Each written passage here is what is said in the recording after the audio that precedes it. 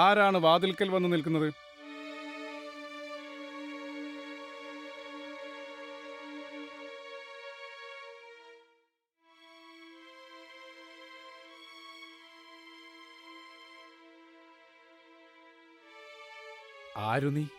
ആരു നീ ശീതള സ്പർശമേ?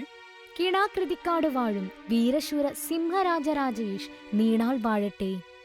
ആരു നീ? ഞാൻ തോഴി മൃഗനയനിയാണ് പ്രഭു. ഓ, മൃഗനയനി, നീയോ? എന്നെ ഈ വിധത്തിൽ കാണാൻ നിനക്ക് ഗതി വന്നല്ലോ.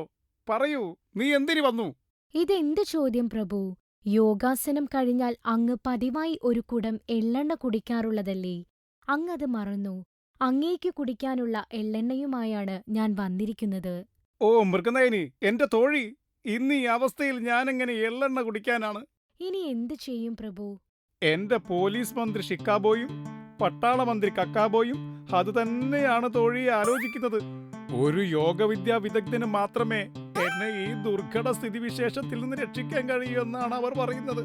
എന്നാൽ അങ്ങനെ ഒരാളെ നാം എവിടെ നിന്ന് കണ്ടെത്തും എന്നൊരു പിടിയുമില്ല തോഴി, ഒരു പിടിയുമില്ല. പറയൂ തോഴി, പറയൂ. ഞാനിങ്ങോട്ട് വരുമ്പോൾ പുറത്തൊരു സന്യാസിയെ കണ്ടു. കണ്ടിട്ട് ഒരു യോഗ്യവര്യനെ പോലെയുണ്ട്. അദ്ദേഹത്തിന് അങ്ങയെ ഈ വിഷമവൃത്തത്തിൽ നിന്ന് രക്ഷിക്കാൻ കഴിയുമെന്ന് എന്റെ മനസ്സ് പറയുന്നു. ചോദിച്ചപ്പോൾ അങ്ങയെ മുഖം കാണിക്കാനായി വന്നതാണെന്ന് പറയുകയും ചെയ്തു. നല്ലത്, വളരെ നല്ലത് തോഴി. ഞാൻ ആ മുഖം കാണാനായി അങ്ങോട്ട് പോകണമോ? വേണ്ട, ഇങ്ങോട്ട് വിളിപ്പിക്കാം പ്രഭു. ഹേയ്, അത് ലാഭായില്ലോ. പ്രഭു, ഒരു നിമിഷം. അപരിചിതനായ ഒരു സന്യാസിയെ എന്ത് വിശ്വസിച്ച് അകത്തേക്ക് ക്ഷണിക്കും? അയാൾ ശത്രുരാജ്യത്തുനിന്ന് വന്ന ചാരനോ മറ്റോ ആയിക്കൂടുന്നില്ലെന്നുണ്ടോ? ഓ, മൂട് കളഞ്ഞു. പ്രഭു, അകലെയുള്ള മിത്രങ്ങളെക്കാൾ ഉപകാരി അടുത്തുള്ള ശത്രുവാണ്. അതുകൊണ്ട് അദ്ദേഹത്തെ അകത്തേക്ക് ക്ഷണിക്കാം എന്നെനിക്ക് തോന്നുന്നു. ഷിക്കാബോ, വേഗമാവട്ടെ, ആ യോഗീവര്യനെ അകത്തേക്ക് ക്ഷണിക്കും. ശരി പ്രഭു.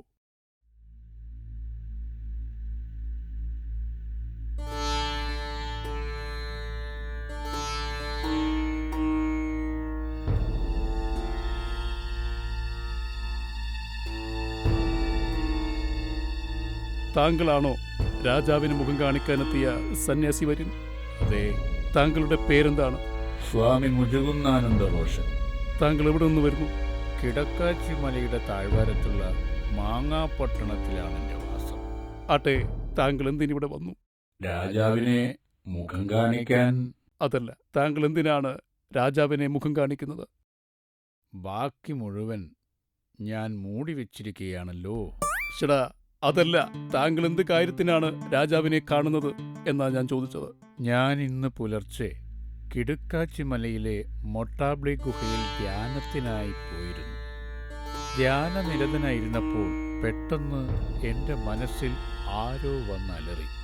രാജാവിനെന്തോ ആപത്ത് വന്നിരിക്കുന്നു എന്നായിരുന്നു അത്. പുലർച്ചെ കേൾക്കുന്ന അലർച്ച സൂക്ഷിക്കണമെന്നാണ് പഴമക്കാർ പറയാറുള്ളത്. അതാണ് ഞാൻ ഇങ്ങോട്ട് ഓടി വന്നത്.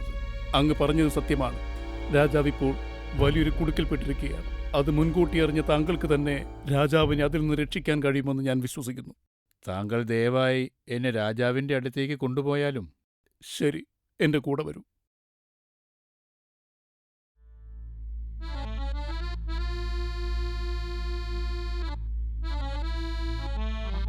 പ്രഭു, ഇതാണ് ആ സന്യാസി. പേര് മുജുകുന്ദാനന്ദ റോഷൻ. ഓഹോ, അപ്പോൾ ഇതാണ് രാജാവ് അകപ്പെട്ടിരിക്കുന്ന കുടുക്ക് അല്ലേ? സ്വാമി, അങ്ങനെ ഈ രൂപത്തിൽ നിന്ന് രക്ഷിക്കണം, അല്ലെങ്കിൽ നമ്മുടെ രാജ്യം അപകടത്തിലാവും. അതെങ്ങനെ?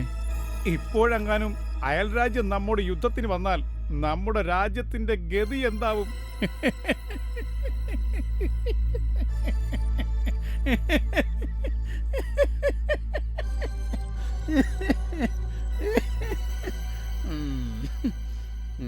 സ്വാമിജി, അങ്ങനെ ചിരിച്ചു പരിഹസിക്കുകയാണോ?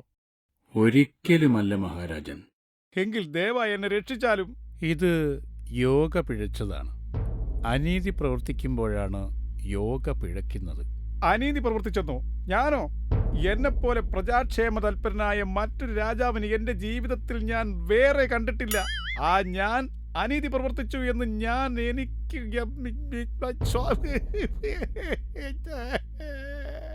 അനീതി പ്രവർത്തിക്കുമ്പോൾ മനസ്സിന്റെ ഏകാഗ്രത നഷ്ടമാകും.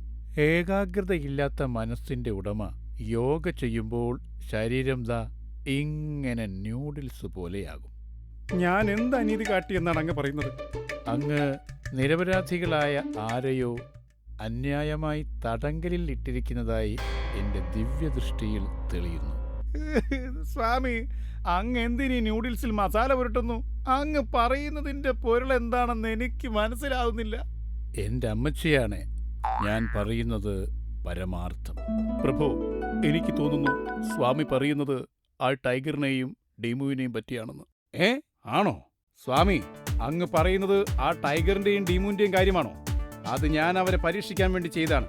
അങ്ങനെ ഈ കുരുക്കിൽ നിന്ന് അഴിച്ചാൽ ഉടനെ ഞാൻ അവരെ തുറന്നുവിടാം, ഉറപ്പ്. താങ്കൾ അവർക്ക് ഒരു വാഗ്ദാനം കൊടുത്തിരുന്നല്ലോ, ടൈഗറിനെ കൊട്ടാരം ഇന്റലിജൻസ് ബ്യൂറോയുടെ തലവനാക്കാമെന്ന്. അതെ, ഒരാഴ്ചക്കുള്ളിൽ ജയിൽ ചാടിയാൽ ടൈഗറിന് കൊട്ടാരം ഇന്റലിജൻസിന്റെ തലവനാക്കും എന്നാണ് എന്റെ വാദം. എങ്കിൽ ടൈഗറിനെ അങ്ങ് തുറന്നുവിട്ട് കൊട്ടാരം ഇന്റലിജൻസിന്റെ തലവനാക്കൂ. ടൈഗർ ഒരാഴ്ചക്കുള്ളിൽ ജയിൽ ചാടിയാൽ മാത്രമേ എനിക്ക് വാക്കുപാലിക്കേണ്ടതായുള്ളൂ. അല്ലാത്ത പക്ഷം വാക്കുപാലിക്കേണ്ടതില്ല. അത് പറ്റില്ല. ടൈഗറിന് നൽകിയ വാഗ്ദാനം നിറവേറ്റിയാൽ മാത്രമേ അങ്ങയെ ഞാൻ ഈ ആപത്തിൽ നിന്ന് രക്ഷിക്കുകയുള്ളൂ. സ്വാമിജി. ശരി സ്വാമി, അങ്ങനെ അഴിച്ചെടുത്താൽ ഉടനെ തന്നെ ടൈഗറിനെ കൊട്ടാരം ഇന്റലിജൻസ് ബ്യൂറോയുടെ തലവനായി അവരോധിക്കുന്നതായിരിക്കും, ഉറപ്പ്. എവിടെ നിന്നാണ് എള്ളെണ്ണയുടെ ഗന്ധം വരുന്നത്? അത് ഈ വൃത്തിയുടെ കയ്യിലെ കുടത്തിൽ നിന്നാണ് സ്വാമി. രാജാവിന് കുടിക്കാനായി കൊണ്ടുവന്നതാണ്. നല്ലത്. ആ കുടം എൻ്റെ കയ്യിൽ തരൂ.